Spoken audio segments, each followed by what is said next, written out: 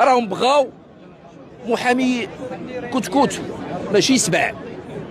وحنايا بكل فخر هذه المهنه هذه اللي كتبنا الله اننا جينا ليها، يعني راه تنأزروا وتنوبوا على مؤسسات كبيره، على شخصيات راهم كيمشيو للتأديب، كيتابعوا القانون الجنائي. واش خصو يكون واقف معاه سبع ولا كتكوت حمل؟ ما يقدرش يهضر حتى مع نائب وكيل الملك ولا نائب وكيل العام الا كانت يتحاكموا وهضر ولا شي حاجه.